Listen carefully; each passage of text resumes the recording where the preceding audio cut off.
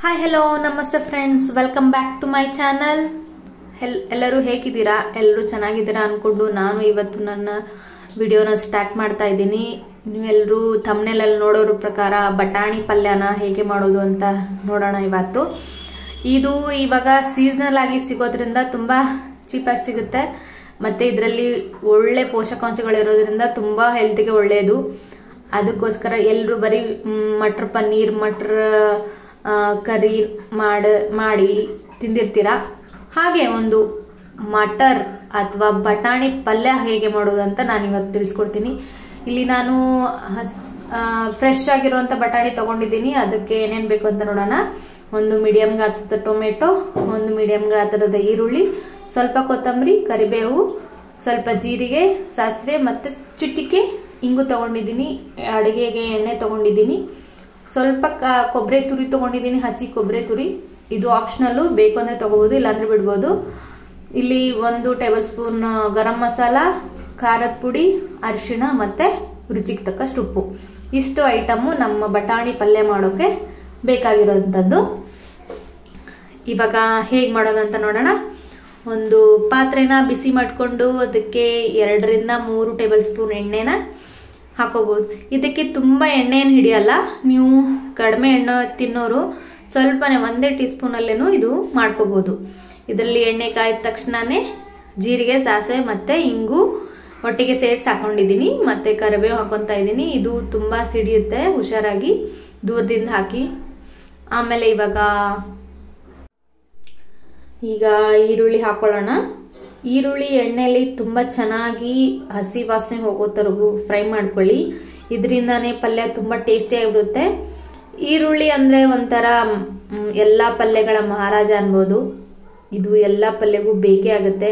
ಮತ್ತು ಇದು ಹಾಕೋದ್ರಿಂದ ತುಂಬ ಟೇಸ್ಟ್ ಆಗಿರುತ್ತೆ ಪಲ್ಯ. ಯಾವುದೇ ಪಲ್ಯ ಮಾಡಿದರೂ ಇದು ಇರಲೇಬೇಕು. ಹಾಗೆ ಇವಾಗ ಎಣ್ಣೆಯಲ್ಲಿ ಚೆನ್ನಾಗಿ ಫ್ರೈ ಆಗಿದೆ ನಮ್ಮ ಈರುಳ್ಳಿ.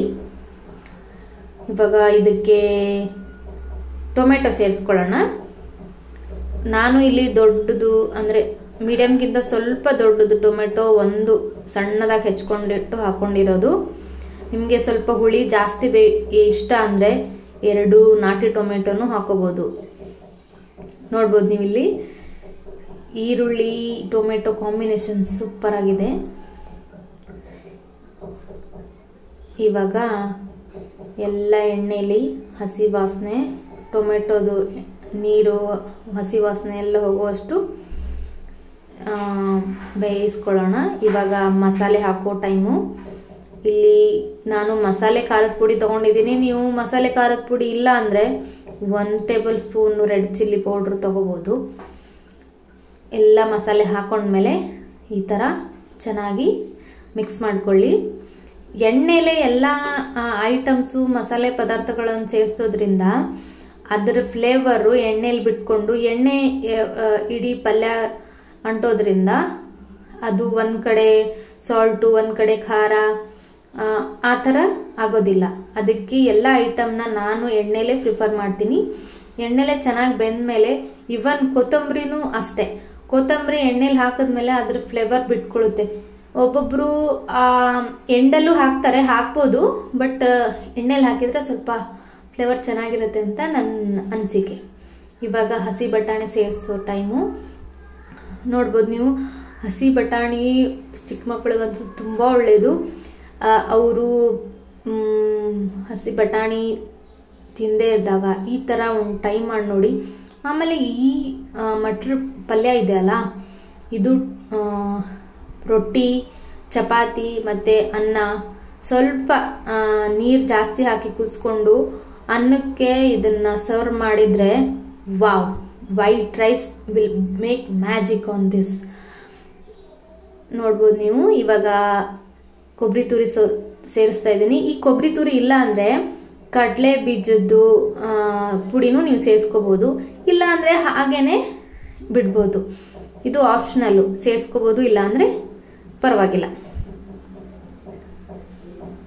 ಇದಕ್ಕೆ ನೀವು ಬೇಯಿಸಿದಂಥ ಒಂದು ಆಲೂಗಡ್ಡೆನೂ ಇದರಲ್ಲಿ ಸೇರಿಸ್ಕೋಬೋದು ಈ ಟೈಮಲ್ಲಿ.